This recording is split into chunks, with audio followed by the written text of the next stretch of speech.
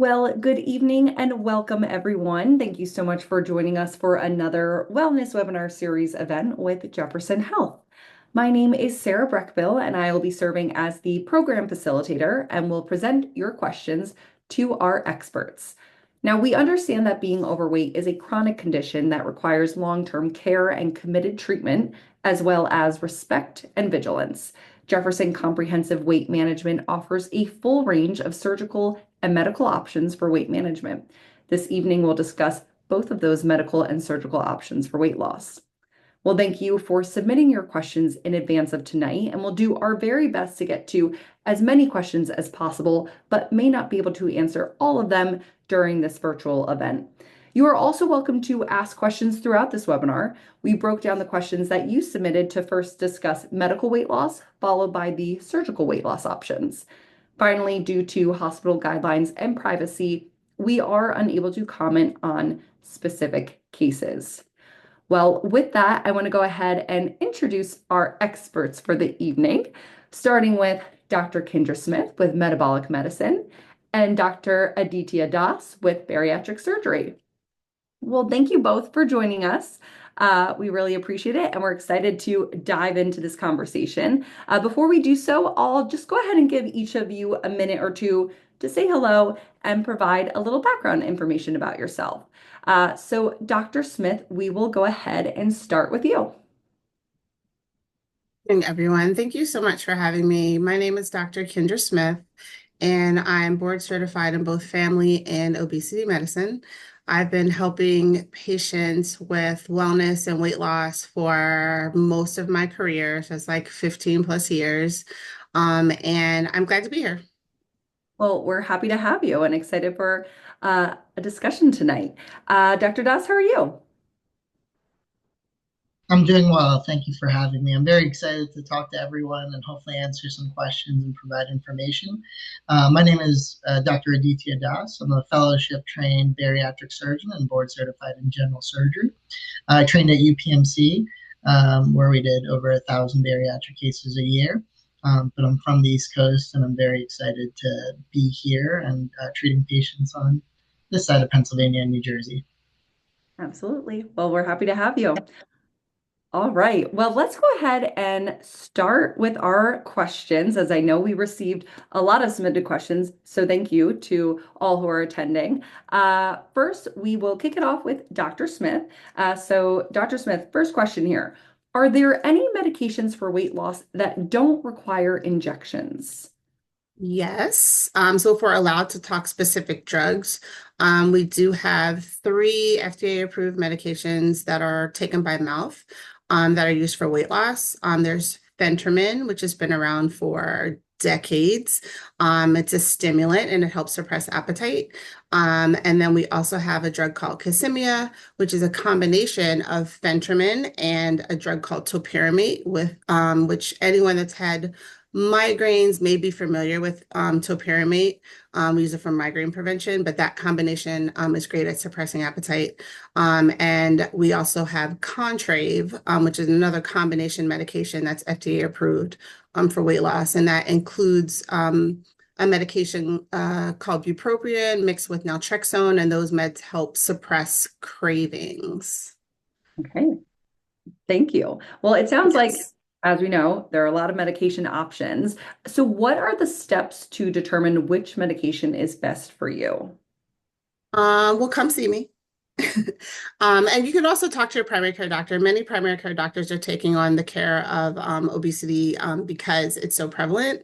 And so talking to your doctor or someone like myself that's does obesity medicine, getting a good history, knowing what medications that you're on, figuring out what concerns you may have about side effects or any problems that you've had in the past that would make one medication contraindicated or just not a good choice for you. So kind of based on those things is how I decide which medication a patient would be best for a patient. Okay. All right. Next question here, which I think many people are wondering, do you need to remain on a GLP-1 medication for life, or do you see patients coming off of GLP-1 and maintaining weight loss? So I haven't been using GLP-1s long enough to have taken anyone off yet. So most of my patients that I've started that are doing well are still on them, and we know that they are safe to use for long term. And you can have a what I call an exit strategy. If you get to the point where you've been maintaining your weight on a GLP-1, and decide, I think I want to try stopping it, you can decrease the dose and see how someone does. But I usually just don't stop cold turkey. I usually taper the dose off and see how they maintain their weight. And then I just, go from there. You can see some weight regain when medications are stopped. And so that's why I don't recommend going cold turkey, just tapering the dose down slowly to see where we get to. It's not impossible to get off of medications, but I usually don't recommend just stopping them. All right, thank you. Mhm. How safe are weight loss injections? How safe are they? They're actually very safe. These medications have been used for quite some time. Most of them, like drugs like phentermine and even the GLP-1s have been around for a while for treatment of diabetes, phentermine for use of weight loss for a long time. And so they're very safe, but we do have to take into account any medical conditions that you have. So I know when I see a patient for the first time, there's some specific questions that I'll ask that may make a medication contraindicated, or you might want to avoid. So things like if you have family history of thyroid cancer, you'll hear that in the commercials, or something called multiple endocrine neoplasia, or I'll ask people about kidney stones. There's medications that I may want to stay away from if you've had kidney stones. And so in general, patients tolerate these medications very well, but they're not without their risks, of course. And that's with any medication that we take. Absolutely. Okay, thank you. All right, this next question that we received is along the same lines of talking about how long that someone would be on the medication. But here, this person is wondering, is it possible to take medicine to help with weight loss, but not for a long-term solution? Something to maybe just help kickstart weight loss? So my kickstart drug is usually the drug phentermine. It's really only FDA approved for 12 weeks, even though we know it's safe to use longer. For my patients that I think are highly motivated, maybe they're have already done some weight loss on their own, they're exercising regularly, their diet is super, super tight, but they just want to they need a little bit of weight off. I'll do short-term phentermine for them, if it's appropriate, of course, as long as there's no medical reason to not use it. Um, you can potentially use any of the drugs to help, but that's usually the one that I'll pick if someone doesn't want short-term, they want short-term use. That's usually the drug that I use. Okay. All right, thank you. Okay, now switching gears here to talk a little bit about surgery. So Dr. Das, this question is for you. What steps are involved to schedule surgery, and how do you decide which option would be best for you? It's a great question. I think the first step is making an appointment with me or one of my partners. We have two other bariatric surgeons in our practice. And the first step is just getting information. We're happy to see you regardless of where you are in your process of deciding whether you're just dabbling and thinking about surgery or fully committed to going forward with surgery. We're happy to see you in the office. We can discuss the options for surgery and all the things that go into making those decisions and help you make an informed decision about what care you want in your life and how we can help you get to those goals. So my answer is always call, make an appointment. Doesn't matter if you're really sure you want surgery, don't want surgery. Doesn't matter. We're happy to see you, happy to give you the information that might be helpful in making a decision about surgery. There's a lot of misconceptions about surgery, and we're happy to discuss them with evidence-based data. Okay, thank you. Now, can you talk to us a little bit about the pros and cons to each surgery? Is there a significant recovery time to both? Absolutely. So there's several surgeries we perform, and each one's very individualized. When I see someone in the clinic, we discuss the specifics of each of the surgeries, including the sleeve gastrectomy, the Roux-en-Y gastric bypass, the single anastomosis duodenal inversion. All of them are very complex surgeries, have complex processes that we tailor to an individual's goals, medical conditions, and things like that. The pros and cons of each surgery are very different. With a sleeve gastrectomy, the pros are that The surgery time is short. All we are doing is removing part of your stomach, and that can help yield results. The average risk from that kind of procedure are less than 1 to 3% across the country, and even lower here at Jefferson Health. All that data is also public. To be a metabolic center of excellence, you have to publish your data and your complication rates. So all that data is freely available. So we stand by our procedures and going over the risks and benefits of each. And for the most part, recovery is very similar for the surgeries, even though the surgeries themselves are very different. Most people stay in the hospital 1 or 2 nights. They go home, feel a little sore in the belly for about a week. And after that, they're back to work, living their lives and progressing through their weight loss journey. Okay. All right. Well, how would someone qualify for surgery? So that's a great question. There's ASMBS, that's our metabolic society that helps create guidelines based on research. They have a set of guidelines on who would be a good candidate for surgical weight loss because we have data to support that it can help them not only lose weight, but help them with diabetes, hypertension, other medical comorbidities. Their current guidelines are anyone above a BMI of 35 should be considered for metabolic surgery, regardless of comorbidities like diabetes or hypertension. And then patients with a BMI above 30, meaning between 30 and 35, if they have diabetes or hypertension or another comorbidity, they should be considered for surgical weight loss procedures as well. Someone under a BMI of 30 may do better with other options, but I'm happy to discuss even that when you come to clinic. Now, those are the guidelines across the country and across what our surgeons believe, and same with our medical weight loss team. Now, however, insurance has different guidelines. Most follow the guidelines that the ASMBS puts out, but each insurance provider, each even insurance plan can be very different. And that's why we have a whole team in our office of navigators and nurses and us as the surgeons who kind of help traverse that complicated path. We walk you through exactly the number of nutrition visits you need, essentially set you up so that insurance won't be an issue. We help make that process seamless, help make those submissions, any appeals, and help you get through that process so you can get insurance approval for the procedure. Okay. All right. And next question for you here. Is it possible to get revision surgeries? I get that question a lot. Now, that's a very complicated question. It depends on what surgeries have in the past, what kind of issues you're having. But revisional surgery is definitely something we perform more and more often. The Roux-en-Y gastric bypass has been performed for over 35 years now, the sleeve gastrectomy for over 15. So you have a lot of patients who have had these procedures 30 years ago who are looking for other options. And there's definitely options available, both medical, surgical, to help patients get back on track, get the results they're looking for, and reach their goals.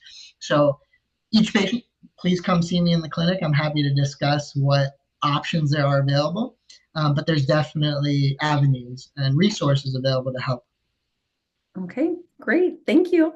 Okay, before now we'll turn to a few questions for both of you, but before we do so, I do want to just put out a friendly reminder. Feel free to drop any questions you might have throughout our discussion in the Q&A chat, and we will get to those at the live question segment at the end.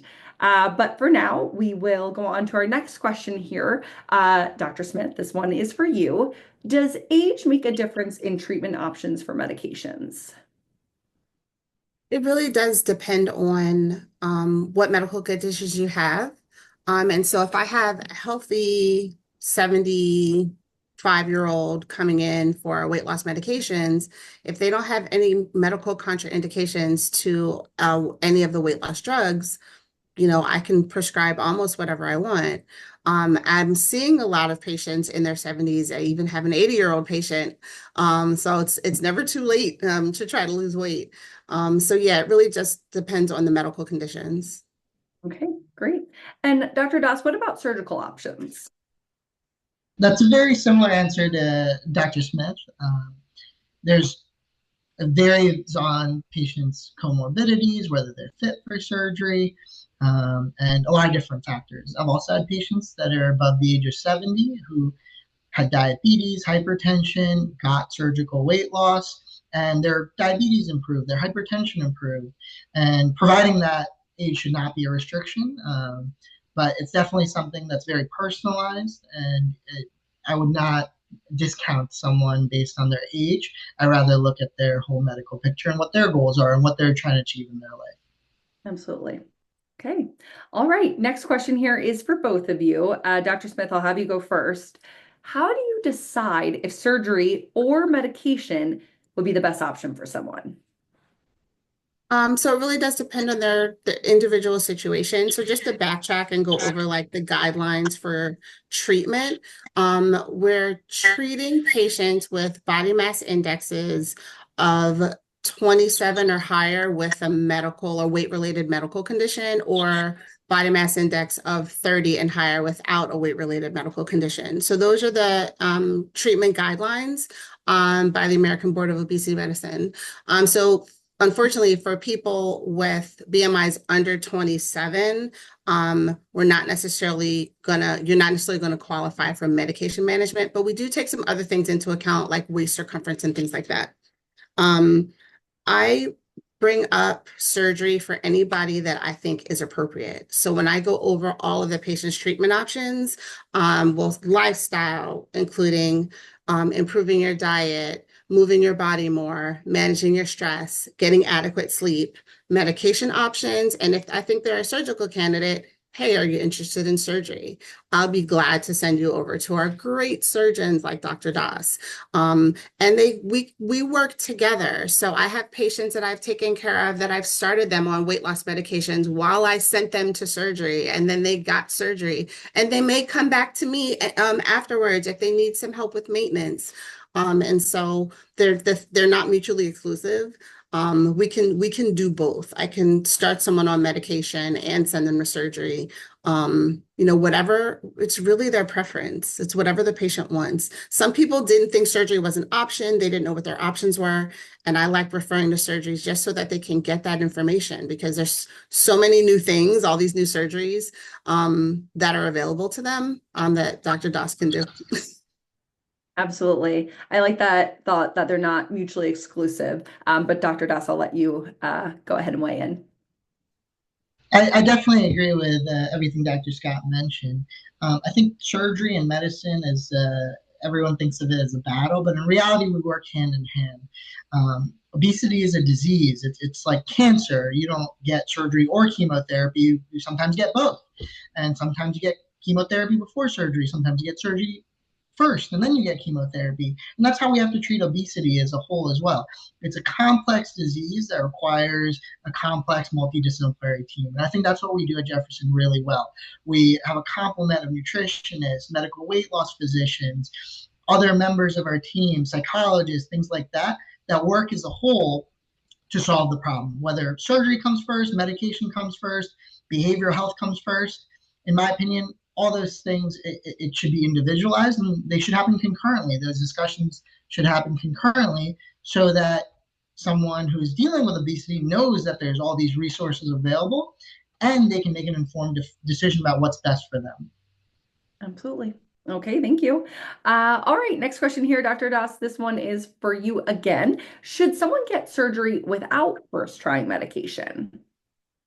I think that's a great question. I see patients who've been on medications. I've seen patients who tried to get on medications and didn't get insurance approval.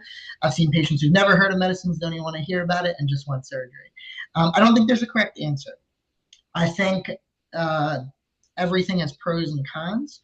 I'm happy to talk about what a patient's goal is, regardless of whether they've had medication in the past or not. Obviously, I may be biased as a surgeon. I'm happy to perform surgery without the medications on board or not. It just depends on what the goals are and what their expectations are. We have a lot of literature to support the use of surgical weight loss. Like I said, the Roux-en-Y gastric bypass has existed for about 30, 35 years, and the sleeve gastrectomy has existed for at least 15 years in the United States, but if not longer. And we have long-term data to support its use and the success of those things. And now these medications help bridge that as well. And although they're newer in the use of medical weight loss relative to those surgeries, there's still promising data to support those. But I don't think it's a discussion about whether you should have surgery first, medications first. Get all the information you can and make a decision that way. Absolutely. Okay. I think it's an important point about going back to your goals. So thank you for bringing that up. Okay. Next question here about insurance. This person's wondering, how do you get insurance to cover surgeries or medications? Dr. Smith, we'll go ahead and start with you. So coverage really can depend on your employer and whether or not your employer has opted in for coverage for weight loss or anti-obesity medications. So that's the tricky part. So if you're working for an organization that doesn't cover them, then that might be something that you can ask for, especially if you have enough people in that group that's interested in anti-obesity medications or require anti-obesity medications. Calling your insurance company or your pharmacy benefit manager to see if it's covered, to see if you have coverage. So ask specifically for anti-obesity medications, not the medications for diabetes. Unless, of course, you're diabetic, then that's a different story. But you can ask your pharmacy benefits manager, do you cover anti-obesity drugs, to find out. And there are appeal processes. So we'll get a denial, and then we can appeal your insurance company to make an exception. We're not always successful, but we can appeal. So find out, call your insurance company and find out. They should be able to tell you yes, no, or you have to try this before that. And then, we'll do what we can. For patients that don't have coverage, we get creative with our prescribing and getting folks on medications that'll help promote weight loss. Okay, thank you. So knowing that there's options available, so appreciate that. Okay, and Dr. Doss, anything you'd like to add about insurance when it comes to surgeries? Absolutely. Like Dr. Scott mentioned, very similar. The insurance companies either they do or don't cover it. And I would say that you should call your insurance provider and ask, do you cover bariatric surgery? As for the criteria and all that, we have a whole team that works together in figuring out what those specific details are, because that can get very complicated. And we don't want you to have to worry about that. We want you to worry about your health and getting better and doing all those things, and let us worry about the insurance aspects. I always say, just check with your insurance if your specific plan covers bariatric surgery, and that's all you need to know. If they say yes, don't worry about the details. We'll help figure out those details. Our coordinators work hand in hand with us and the patients to make sure that they can traverse this very complicated path and get them to surgery in a way that's economically feasible and also safe. The surgeries, like I said, resisted for a long time. So one thing that we have over the medications in that sense is we've been fighting that fight for almost 30 years now to get insurance approvals. So more insurance providers are likely to approve bariatric surgery, even if they may not cover the medication. So it's definitely good to ask about both things. Okay, all right, thank you. Well, with that, oh yes, please go I'm ahead. sorry, just one more chime in. At this time, Medicare and Medicaid plans do not cover anti-obesity drugs. So I just wanted to put that out there. There are some exceptions on certain plans if you've had a heart attack or a stroke, or if you have obstructive sleep apnea. But for the most part, most of the plans won't cover, Medicare and Medicaid won't cover, with a couple of exceptions for Medicare if you have other medical conditions. Got it. Yes, thank you so much for flagging that. An important note for people to keep in mind. To Okay. add to that, Medicare typically does cover the surgical options. Medicaid, it varies very much on plan to plan and the specifics. And like I said, we'd be happy to help figure out that landscape. Absolutely. All right. Well, with that, I want to go ahead and jump into our live audience questions. So thank you all for submitting. I will go ahead and just read out the question. Whoever wants to jump in and respond, feel free. As we know, this is meant to be an open conversation, so please feel free to jump in wherever. So for the first live question for this evening, I will kick it off here. This person wants to know, why do some people do awesome with GLP-1, but maybe didn't have as much success with something like a sleeve? So everyone's metabolism is very different. I'm sure Dr. Scott can lend into more of the hormonal balances and all that goes into it. So everyone responds very differently. That's similar to why some patients need more insulin than others, similar to why some people need more antihypertensive than others. But one of the things that comes down to the sleeve gastrectomy is that the sleeve gastrectomy is proven to have increased excess body weight loss than compared to the GLP-1 agonists. On average, when you look at the data, you can get over 35 to 50% of excess body weight loss from a sleeve gastrectomy. Where, if I'm not mistaken, Dr. Scott, the medications typically you expect about 15 to 30%. So I think that's why you may see more results with the sleeve gastrectomy. But like I said, everyone's very different on how their metabolism is, how their hormonal balance is. And what I tell patients with the sleeve gastrectomy, once you remove that portion of the stomach, it affects that hormonal balance. It's far more complicated than just one uh, GLP-1 or Garelin. There's a whole host of hormones that come into play. And by removing the cells in the stomach, it affects that hormonal balance. So that can also have a very positive effect in patients' weight loss, insulin sensitivity, and all those factors. Okay, thank you. Anything you'd like to add, Dr. Smith? No, that's true. I mean, I can't always explain. Like, I've definitely seen patients that got sleeves and lost 30 pounds and was hoping to lose, 100. And we work on getting them on some anti-obesity medications to help with their weight loss. I don't, I agree with Dr. Das. There's so many hormones involved. And then there are lots of these hormones work on receptors in the body. And I think we're still learning all the receptors that are responding to GLP-1 medications. We know there are brain receptors in the brain and other parts of the body. But it's hard to tell like how people's are going to respond to the medications. I have patients on GLP-1s that don't respond to GLP-1s, and I don't quite understand why. I'm sure this is probably being looked at, but I'm not quite sure why. People can have variations, potentially genetic variations in their receptors and how they respond to hormones. And so it's we can't always explain why you will or will not respond to something. Yeah, definitely an evolving landscape for sure. So, okay, thank you. Very interesting. Next question here. And Dr. Smith, I think this one is directed more towards you. Can you stop GLP-1 once you have met your weight goals? No, we talked a little bit about this, but if you don't mind diving in a bit more. So I would tell you to not stop it.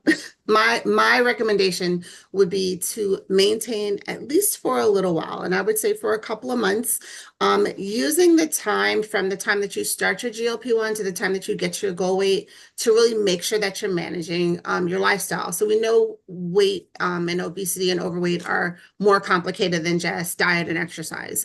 But those things are still important. And so making sure that you're managing your stress, that you have adequate sleep, that you're moving your body regularly. Exercise has been shown to be really important in weight maintenance. And so finding something that you enjoy doing is going to be important. And so if you've got to your goal weight and you're there and you're comfortable and you've got a good health routine and you're interested in getting off, I would talk to your doctor about cutting back the dose. Can you wean back on the dose and then see how your weight follows? Because you could still be doing all the right things and still run into trouble. And so I would work instead of just stopping, ease the dose back and just see how you respond on less medication. Because what a lot of people say when they stop their GLP-1s, they're hungry again. The food noise returns. They're not getting full like they used to. And I think you need to give your body time to accommodate to the new dose. And so I usually tell folks like, let's take it back, let's taper it back. Sometimes we'll stretch the dose. That's not written in the guidelines of what you're supposed to do as far as taking it more than 7 days. But, we'll tinker with it to see how people settle on stretching the doses or decreasing the doses and see how they do before we just kind of cut it. Okay. Yep, makes sense. Okay, thank you. All right. Next question here. What options are there available if you want to lose weight but are hesitant to take a drug to treat? So looking at surgery, as I know we discussed, but if you want to just highlight, that'd be great. Absolutely. I think obesity is a very challenging disease to treat. There's no magic pill, there's no magic surgery. It's a very complex disease process. And one of the most disheartening things is there was recent studies done that looked at aggregated information about patients who tried to lose weight without the assistance of surgery or medications. And they showed that the patients that just had diet and exercise who were obese, 90%, if not 95-ish% at 5 years regained back their initial weight, even with dramatic weight loss. And a lot even went over their original weight when they had started the study. So it's very challenging to lose weight without help because it's a disease. It's not anything you're doing. It's not I hear all the time. I eat right, I work out, and I'm just not getting anywhere, and I'm gaining weight. And I'm sure Dr. Scott feels the same way, and I'm sure we all have had personal experiences that way. And I can completely understand that medication, surgery, especially if you know uh, you've been living the way you have for so long, is scary. But if you had a high blood pressure and didn't go, and your doctor wasn't treating it, and you weren't on medications for your high blood pressure, you get a heart attack or have a stroke. And obesity has to be treated the same way. So I appreciate the reluctance to using medicine, surgery, anything to treat weight loss or to create weight loss, but we have to stop thinking of it as just getting skinnier or losing pounds. It's improving your health. It's mitigating those risk factors that cause heart disease. It's preventing all the things that we take other medications for, statins, all those things. Weight is far more dramatic in affecting those processes. So I say be less hesitant. Treat it like your other medical conditions because that's what it is. It's a medical condition. If you don't want to be on a medication, I think surgery is a great option. But again, all those things work hand in hand. I would look at it more that way rather than, oh, I don't want to do medications. Oh, I don't want to do surgery. You have to treat it like what it is. It's a disease, and you need to treat it just like you would treat your high blood pressure, just like you treat your sugar levels. All those things you want addressed, and we have to treat obesity the same way because it actually leads to those things and those things getting worse. Absolutely. I think that's a really important call out. So thank you for diving into that a little bit, that there's no necessarily right or wrong one way or the other. It's treating it as a whole. So thank you. Okay. Anything you'd like to add, Dr. Smith, before we go on to the next question? No, I mean, I agree with Dr. Doss. Just, I do encourage patients. I definitely first and foremost, like I want people to be healthy. Like, yes, I want the scale to move, but I want people to be healthy. And so, as discouraging it can be, as it can be to do the movement, to be doing the physical activity and changing your diet, so often people will yo-yo because they give up on that. But I really encourage patients to trust the process that the movement and the healthy nutrition is going to make you healthier in the long run because we know you can be healthy at any weight. And so you don't have to be, a smaller size to be healthy. You can be healthy at a heavier weight, but you might want to be smaller, and that's okay too. And we'll do what we can, to help you, but talk to your doctor. Make sure that you have a doctor that's sensitive. Often you'll just be like, oh, you need to lose weight, and you just need to lose weight, and you'll feel better. But they're not giving you the tools. If you don't have a physician that you're working with that's sensitive, and not showing any bias towards you, then you should, come talk to us. Come talk to us. We want to get you healthier. I think that's a really great segue into this next question because this person is wondering how can someone make an appointment with one of the doctors? So if either of you want to just quickly call out how that's possible, I think that would be helpful for people to know. Absolutely. You can make an appointment through our website. You can call our office and say you'd like to see a bariatric surgeon. Our lead times are very quick right now. We can see you within the week, within the following week. We also do telemedicine appointments, so you don't even have to leave the comfort of your home. And we can discuss everything even via telemedicine. I'm happy to see you in person as well. In addition, I have licenses in Pennsylvania and New Jersey, so I don't want you to worry about that. Come see me from wherever you are. I'd be happy to talk to you more about surgical options. And I think our team will be sending out links and phone numbers to call for offices, and any of those methods are perfectly fine to get an appointment with us. And if you don't get an appointment as soon as you want, just you can reach out to my office and say, hey, Dr. Das said I need appointments ASAP, and they'll get you in as soon as they can. Okay, awesome. Thank you. Okay. And Dr. Smith, if there's anything else you'd like to add? That's pretty much the same. Right now, the weight management wait list is a little bit longer than the surgical wait list. So it may take a month or two for you to get in. But definitely reach out to the office, or go through you might be able to schedule through the portal. Be mindful that sometimes the portal, if you're self-scheduling, it may redirect you to the nutritionist. So just double check if you're doing that through the portal, that you're scheduling with one of the weight management providers and not the registered dietitian. Perfect. Good call out. Thank you. Okay. Next question here. We will continue. Thank you so much, everyone, for submitting your great questions. Okay, next one here. Do you have any suggestions on the best way to jumpstart a slow metabolism?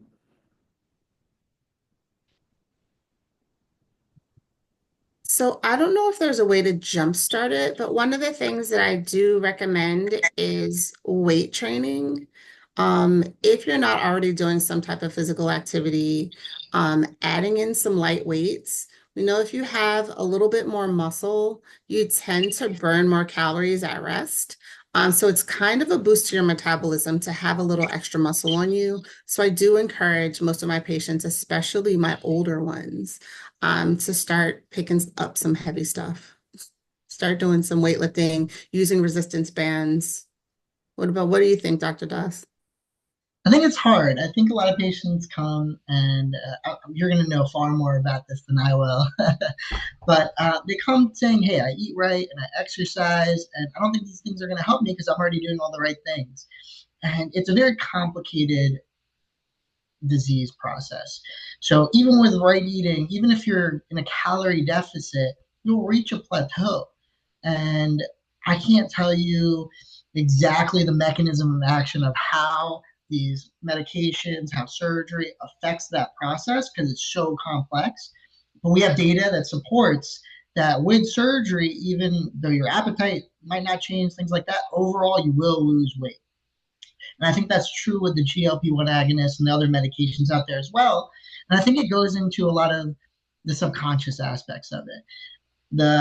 I can speak on the surgical behalf, the subconscious aspects of portion control.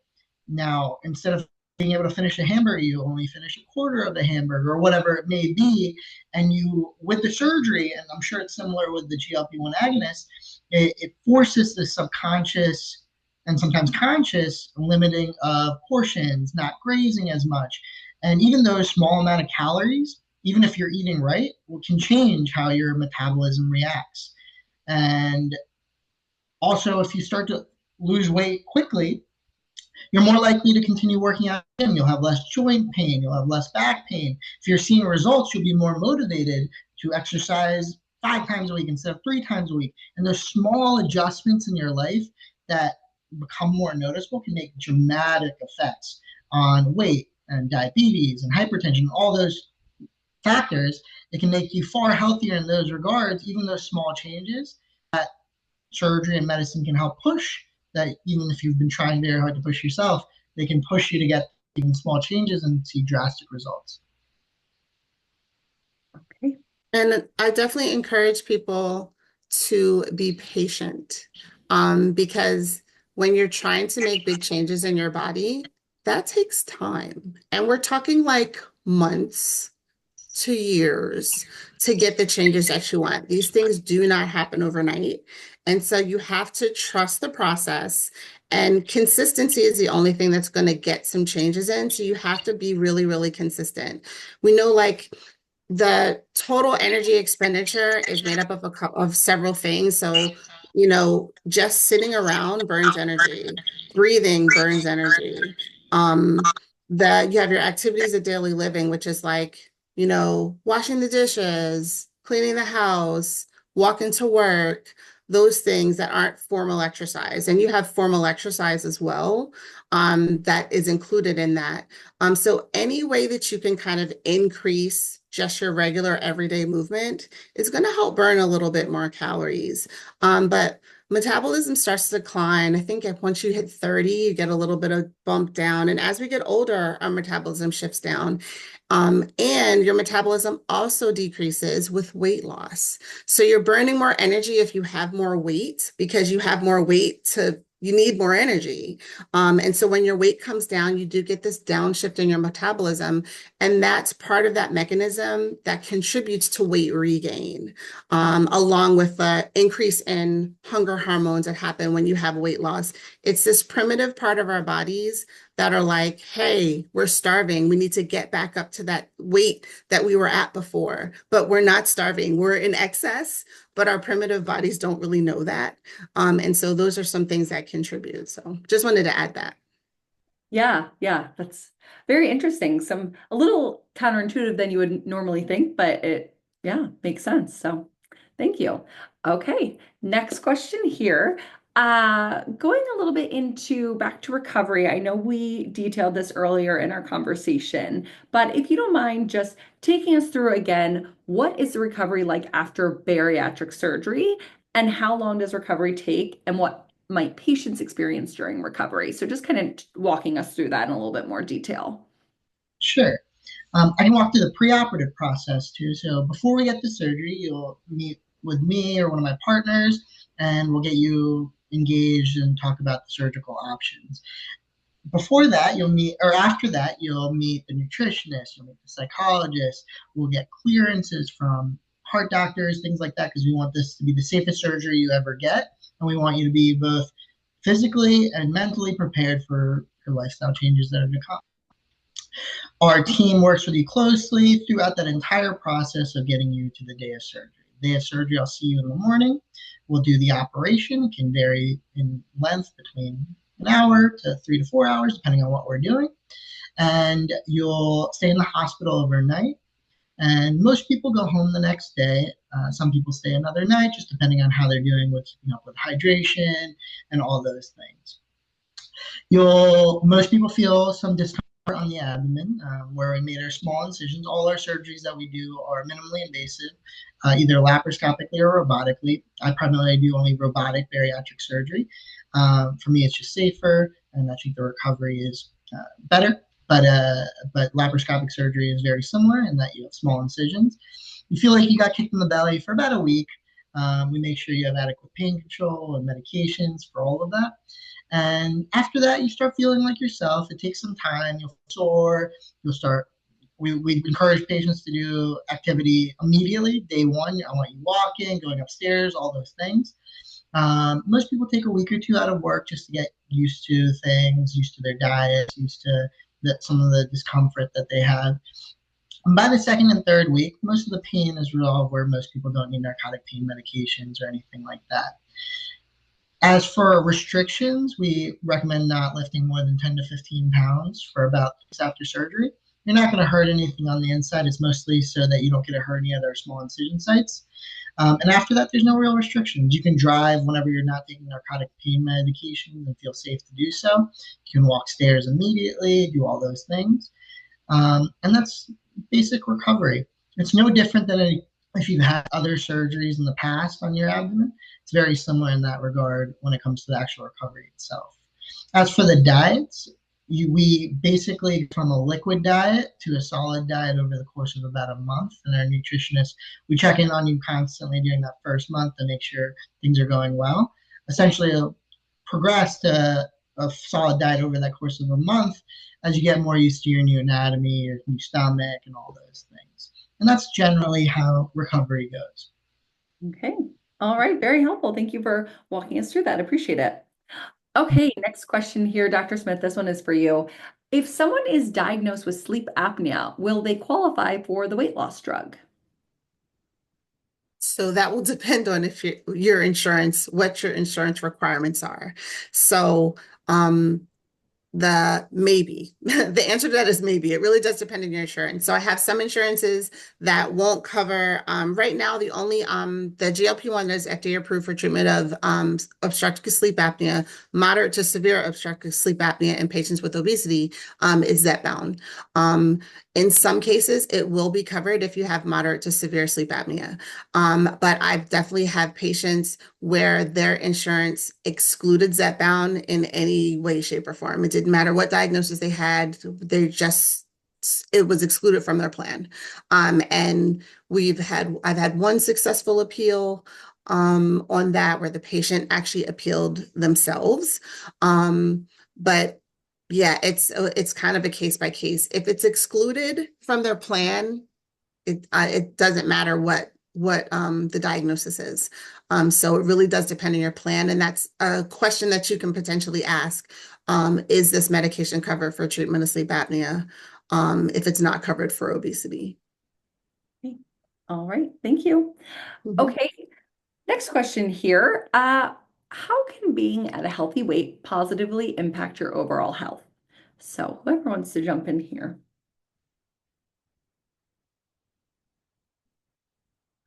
Kind of a higher overarching question. Repeat that. Yeah, I just so want to make sure I'm understanding the question properly. yep, I think this person's just wondering, how is being at a healthy weight going to positively impact your overall health? So we're talking a lot about weight loss, but again, why is it so important? I think being at a healthy weight can have a positive impact on your health because um, you can have a decreased chance of having certain diseases that are related to being overweight or obese. Now, we know that you can have a normal weight and still end up with diseases like diabetes or hypertension, but there are other factors that can contribute to that. But Not having central obesity kind of decreases your chances of having things like diabetes and heart disease. And not carrying excess weight is probably easier on your joints, like your hips, your knees, your feet, even your low back. Um, yeah, those are the things that I can think of off the top of my head. That's a really good question that I guess we don't think about often enough. I know it So makes it's you like take a it's step like back. you've turned the question on its head. It's like, why can carrying excess weight be bad? Turned on its head. Exactly, So yeah, exactly. yeah. And just to add to that conversation, increased weight and BMI, although BMI is an antiquated method of assessing for patients' weight. So we use the word BMI a lot, but we totally respect the aspect of that's not the best way to really understand someone's weight and all those factors. But a lot of our studies and literature are based on that. That's why we use it, just to clarify the air. But we know that excess body weight can be associated with cardiac risk, risk, risk factors, and diabetes, hypertension, hyperlipidemia. All those things are associated with visceral fat and consumption of fat. And by being at a healthier weight, you can mitigate some of those long-term effects if you don't have those diseases yet. And if you do, it can definitely reduce the issues that you have with diseases. There's several studies that have come out that show after bariatric surgery, patients can come off of insulin if they've been on it before. They can reduce the number of antihypertensives they need. They can improve their cholesterol levels, which have been shown to be associated with stroke and heart disease and other factors. And by doing all that, we can reduce some of those risk factors for things that may happen down the future. Let's say that your only issue that you're having is your weight. You don't have diabetes, you don't have hypertension, you don't have other comorbidities, but you've always struggled with obesity, which I categorize as a disease. By addressing that and getting help in that, you can help reduce and mitigate those long term risk factors. You can help prevent cardiac issues. You can help prevent diabetes down the line. It's kind of like when a patient is put on a statin. The reason why they're trying to reduce your cholesterol level with medication is so that you don't develop chronic artery disease or CAD or other cardiac issues and other things, peripheral artery disease. And that's the goal, to help reduce the risk of those things happening in the future. And being at a healthier weight has shown to help with the mitigate those risk factors.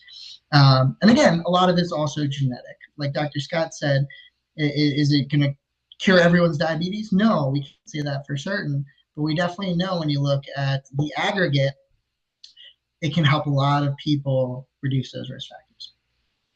Okay, thank you. All right. Another kind of high level question here, but feel free to chime in with whatever you think. This person wants to know what's better, eating less or or exercising?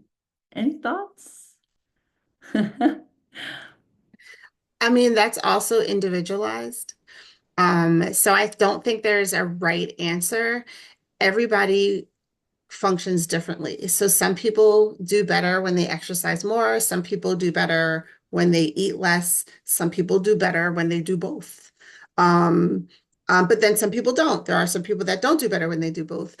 So it really is individualized. You have to figure out what works for you.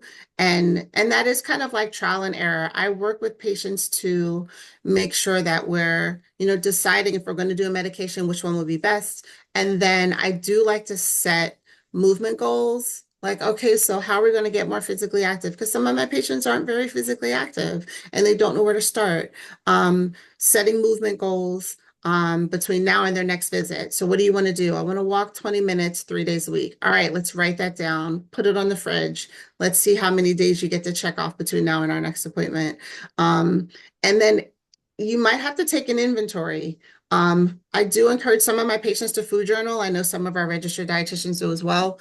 What is your baseline? What are you eating? We don't know how to tell you to eat less or how many calories to cut back if we don't know what your baseline is. So kind of and it could be taking a photograph of the food that you eat or using an app like Lose It or MyFitnessPal to kind of guesstimate how many calories you're eating and then see where can we eat less.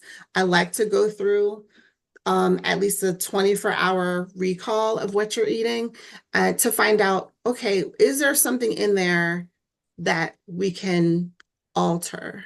Or is there something that we can add? It's not always about taking something away. Sometimes it's about adding something like, oh, I noticed from your food recall that you don't eat enough vegetables. Like, it looks like you're not eating vegetables on a regular basis. Can we add a vegetable to your meal? Haven't talked about taking anything away yet. You're eating a cheesesteak, that's fine. Can you eat a cheesesteak with some broccoli? Let's start there. And then maybe can we eat half of that cheesesteak? Then we can talk about, but it really depends on what that individual patient is, dealing with. And then we can kind of make suggestions. But it really is, it's very personalized. Sometimes we make suggestions that don't work. Like, okay, so intermittent fasting isn't for you. Let's not do that. But somebody else might be like, I've been so much better. Like I've lost weight just by doing 16-8 intermittent fasting. It's when you fast for 16 hours and then your eating window is 8 hours. Some people do really well with that. And then other people, it doesn't work at all. So it's really, a lot of it is trial and error. Like, let's try this and see how you do between now and your next visit. So.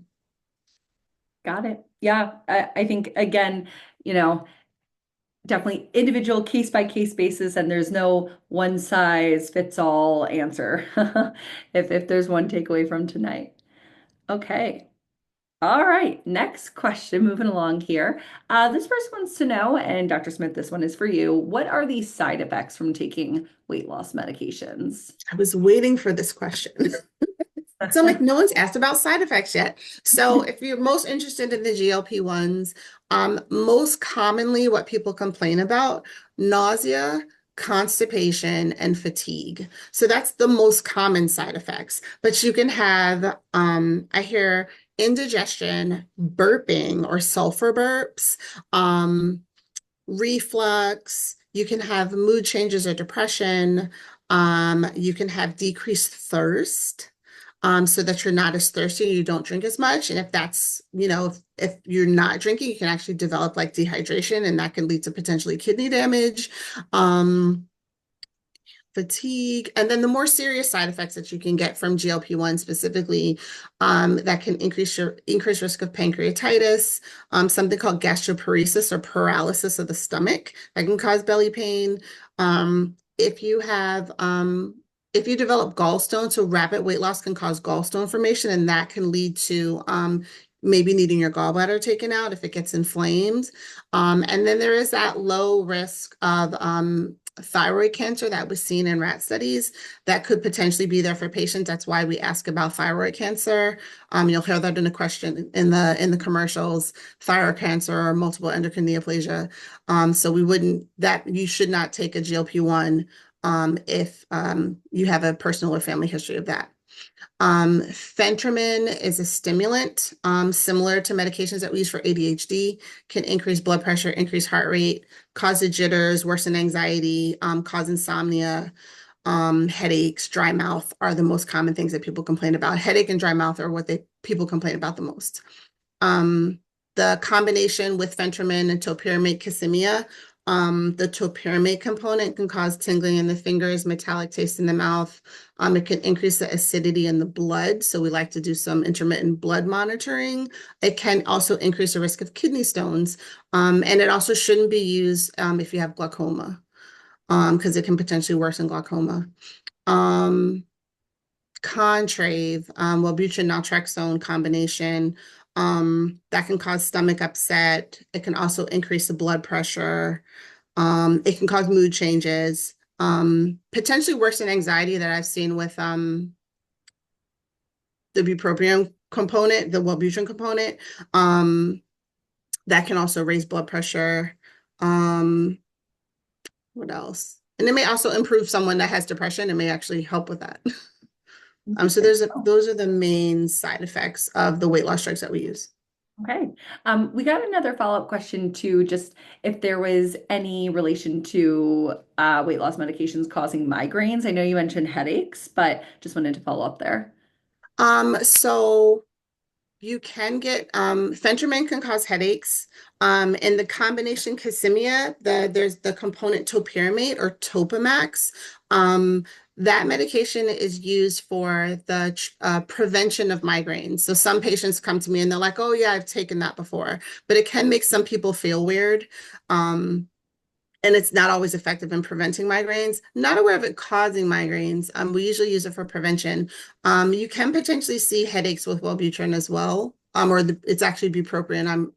The drug is the generic drug is bupropion. I've seen people get headaches with that as well. Okay. All right. Thank you. Mhm. Okay. Switching gears here to surgery side of things.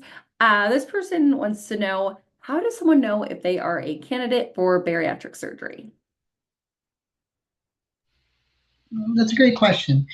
Um, we talked about the criteria for bariatric surgery before in the ASMBS guidelines that dictated that the patients that would benefit most from bariatric surgery fit these criteria.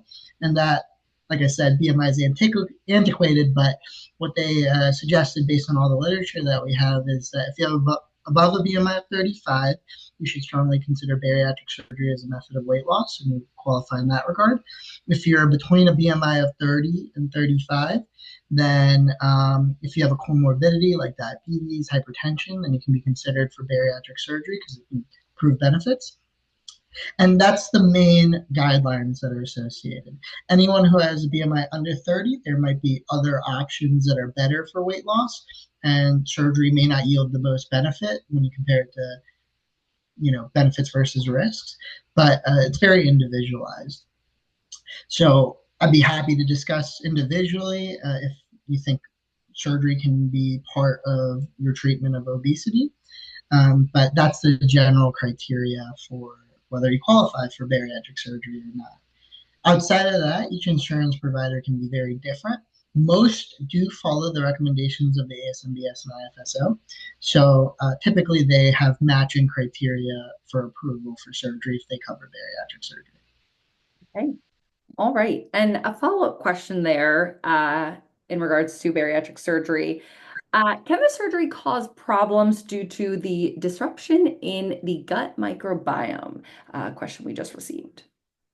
That's a good question. That's a hard question to answer, mainly because there's not a lot of literature that specifically looks at gut biomes in that regard. Also, when you have weight loss, that can also affect your gut biome.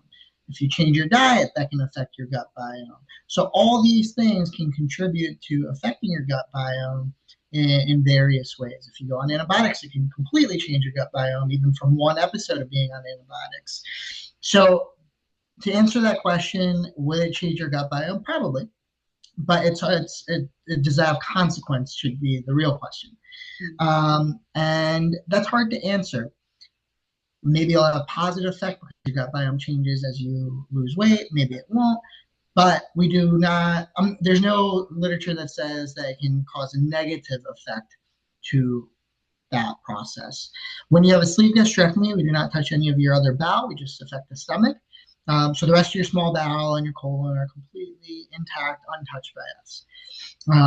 And so it doesn't affect those processes. When you have a Roux-en-Y gastric bypass, there's two components to it. Now your stomach's much smaller, so you get that restrictive component. But now we're affecting where the food goes down through your intestine. And we're doing what's called a malabsorptive component, meaning the food doesn't go to a certain part of your small bowel and your stomach, and it bypasses it. So that can definitely affect how your gut responds to that. It'll absorb fewer calories, fewer nutrients, and that can affect weight loss.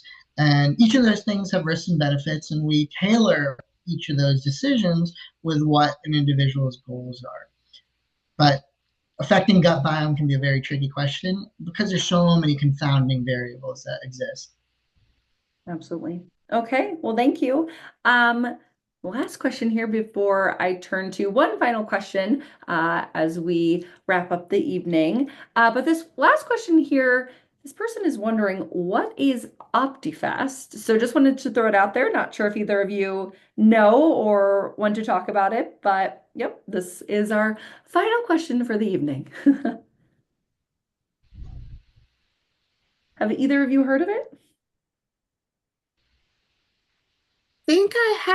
I think it's, I don't want to misspeak. I think it's a meal replacement program. Um, I think it might be part of a very low calorie diet, where they replace your food with, usually like freeze-dried stuff, or bars as part of so you basically get all your meals through OptiFast. There are other, and I could be mixing this up with because there's a MetaFast too, so I don't know if I'm getting them mixed up, but they're usually part of like a very low calorie diet where you're eating a very restricted diet, maybe 800 to 1,000 calories a day. That's all supplied by these medical foods. I think that's what it is. I'm tempted to just Google it now Yes. just to make sure that I'm not misspeaking. But that's not something we don't offer any meal replacements as part of our weight management program. We're not here to sell products or anything like that. We're just, helping you medically. Got it. Okay. Well, thank you. All I right. think that not be fastest, but there's a lot of people out there and products out there trying to sell you things.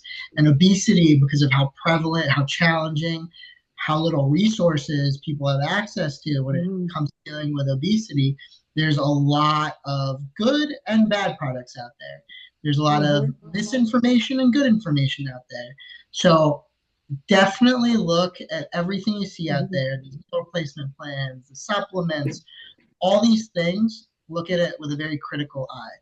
Do your research, talk to your medical provider, talk to your surgeon, talk to whoever you can to get the most accurate information to get you the resources you need.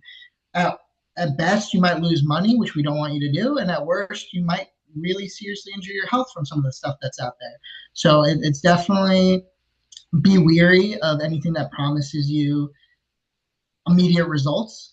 Even surgery, I don't say is a magic pill or it's not a cure to obesity. So be very weary if someone's trying to convince you they have a cure to obesity. All right.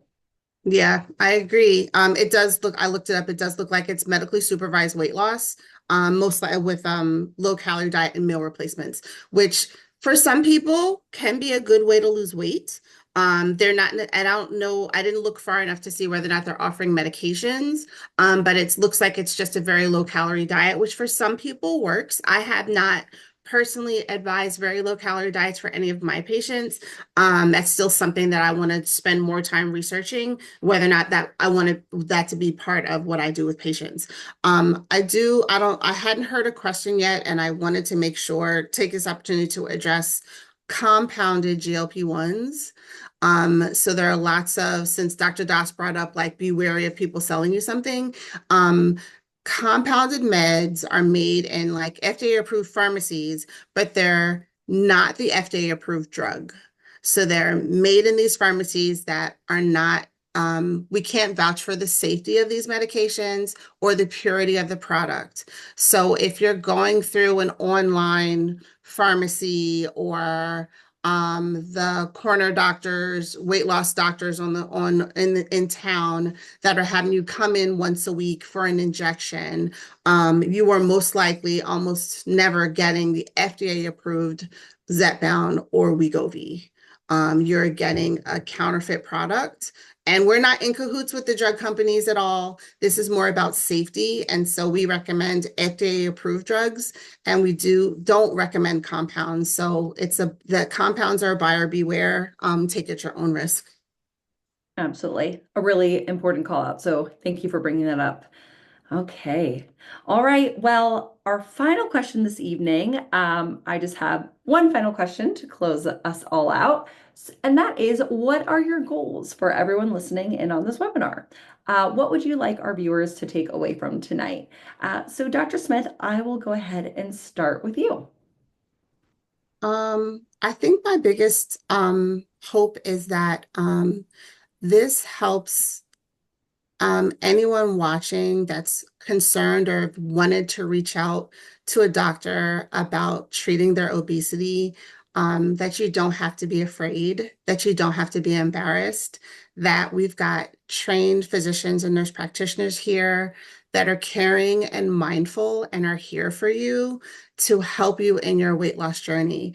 That if you feel like no one's heard you or no one's seen you, we're here to hold your hand through this process, and to help you live a healthier life, and hopefully lose some weight as well. So give us a call. Thank you. All right. Dr. Doss, any final remarks? I'd like to echo what Dr. Scott said. I think obesity can be very challenging to address for even physicians and approach them. I know I have some physician colleagues who have come on to me like, how do you approach obesity with patients without putting a stigma behind it? And I think it comes back to we have to treat it as a disease. It's nothing you're doing. It's nothing that you've failed. It's a disease that's forcing you to have weight. And it's similar to diabetes, hypertension, all those things are diseases that we treat so freely, and we're all very hesitant about treating obesity. Also, I don't want patients to think it's surgery or medicine or one or the other. It's a comprehensive approach to treating obesity. And I think one of the biggest things I hope people get out of this is they should come and make an appointment, even if they're not considering surgery or just want to learn more. It doesn't matter where they are on their decision-making process. The most important thing is getting the information that you need and to know that there's resources available, that there is help available, that you're not alone, that there are options. And don't let anyone sell you anything. They won't. We won't. I know Dr. Scott and I do not prescribe to those practices because we want to treat the disease and we want to make sure that we're helping you reach your goals. And that's what I hope most people get out of this. Absolutely. All right. Well, thank you so much, Dr. Smith and Dr. Doss, both for your time this evening. Such great information was shared. I know I learned a lot.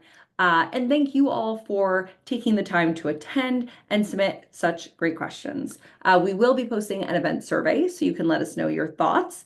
If you would like someone to contact you directly to schedule an appointment with a Jefferson Health provider, please go ahead and fill out the last question in the event survey. And be sure to visit jeffersonhealth.org to make an appointment, stay up to date on upcoming events and webinars like this and more. A recording of this event will be sent to you so you can rewatch at your convenience. If there is anything anyone here at Jefferson can do for you in this time of need, please reach out to us. Thank you once again for joining, and please be sure to stay safe and healthy. Have a wonderful evening. Good night.